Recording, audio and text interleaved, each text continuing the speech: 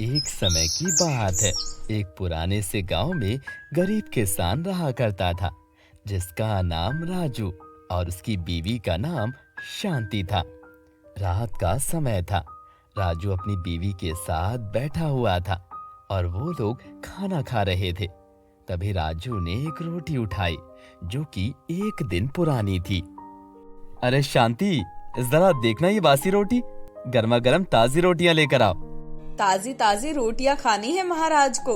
पता भी है घर में खाने के लाले पड़े हैं। आटा चावल सब खत्म हो गया है। कहाँ से खाओगे कल से? अरे भाग्यवान, तुम चिंता मत करो, मैं कल कुछ धन की व्यवस्था कर लूंगा। आज की रात ये सूखी रोटियां खाकर ही गुजार लेते हैं। फिर अगली सुबह राजू घने जंगल में सूखी लकड़ियों की तलाश में चला गया। जंगल के बीचों बीच एक जामुन का पेड़ हुआ करता था, जो कि बहुत हताश, निराश और अपने जीवन से बहुत परेशान था। तभी उस जामुन के पेड़ ने किसी के चलने की आवाज सुनी। उसने देखा एक आदमी अपने हाथों में एक बड़ी कुल्हाड़ी लिए उस जगह से आगे की ओर आ रहा था कि तभी उस पेड़ ने राजू को अपने पास रोक लिया। अरे भैया सुनो तो। अरे हाँ हाँ, आपसे ही कह रहा हूँ। अरे हाँ, क्या हुआ पेड़ भाई, इतने परेशान क्यों लग रहे हो? वो मुझे तुम्हारी जरूरत है। हाँ बोलो भाई, कैसी जरूरत? भाई मुझे लगता है कि तुम्हें लकड़ियों की जरूरत है, तो तुम मुझे काट कर लेकर जा सकते हो। पेड़ की बात सुनते ही राजू हैरान हो गया। अरे ये क्या बात हुई? पहली बार देख रहा हूँ कि कोई इतना अच्छा पेड़ मुझे खुद बोल रहा है कि काट लो। मैं तो इसे काटने भी नहीं आया था। और ये हाथ में कुल्हाड़ी, ये तो जंगल में खुद को सुरक्षित करने के लिए है। ऐसा भी क्या हो गया पेड़ भाई? मैं आपसे निवेदन करता हूँ, आपके आगे रोता हूँ, कृपया करके मुझे पूरा काट दीजिए। मुझे जीवित नहीं रहना। भले ही आप मेरी लकड़ियों को और मेरे फलों को बेचकर खूब धन कमा सकते हैं, आप मुझे काट देंगे तो मैं आपका सदा आभारी रहूंगा। तुम बिल्कुल ठीक हो, मीठे फल लगे हुए हैं, इतने घने पेड़ हो, बोल सकते हो, देख सकते हो और तो और समझदार भी हो, तो फिर भला क्यों खुद को खत्म करना चाहते हो? मैं बहुत दुखी हूँ।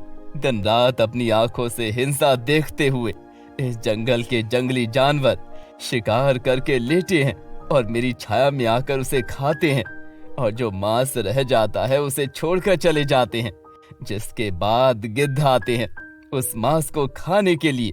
और इस वजह से मुझ पर कोई भी चिड़िया अपना घोंसला नहीं बना पाती। रोज रोज ये खून खराबा, मांस, हिंसा देखकर मैं बहुत परेशान हो चुका हूँ। मैं किसी चिड़िया की मदद भी नहीं कर पाता। पेड़ परोपकारी होते हैं और मैं अपने धर्म का पालन नहीं कर पा रहा हूँ। मेरा मर जाना ही बेहतर होगा। पैसों की जरूरत तो थी ही, चलो काट ही देता हूँ। ठीक है, जैसी आपकी इच्छा। जिसके बाद राजू ने अपनी कुल्हाड़ी से जामुन के उस पेड़ को पूरी तरह से काट दिया और उसकी सारी लकड़ियों को लेकर और फलों को इकट्ठा करके बाजार में बेच दिया।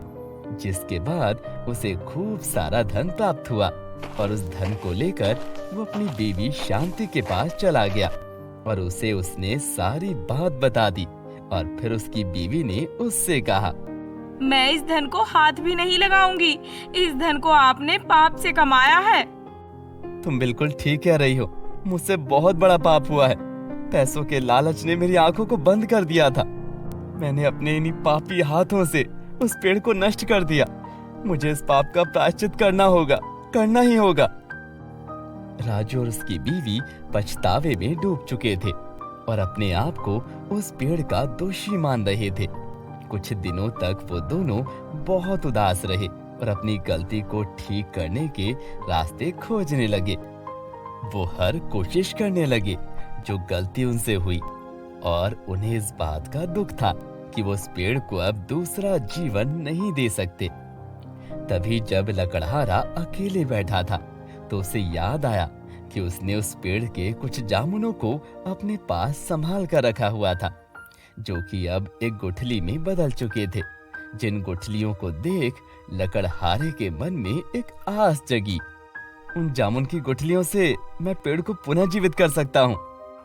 इतना सोचकर राजू उन गुठलियों को पकड़ा और भागकर जंगल में पहाड़ियों के ऊपर चढ़ गया, जहाँ जाकर उसने जामुन की गुठली को एक उपजाऊ जमीन में उगा दिया और रोजाना आकर उन गुठलियों में पानी डालने लगा।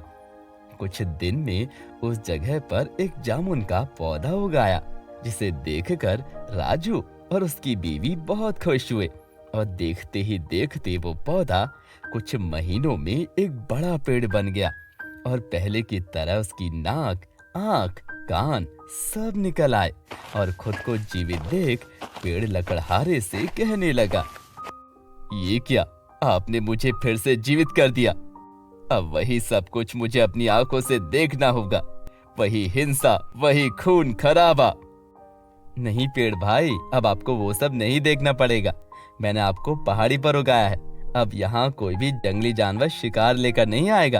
अब आपके ऊपर इत्मीनान से चिड़िया अपना घोंसला बना सकेंगी।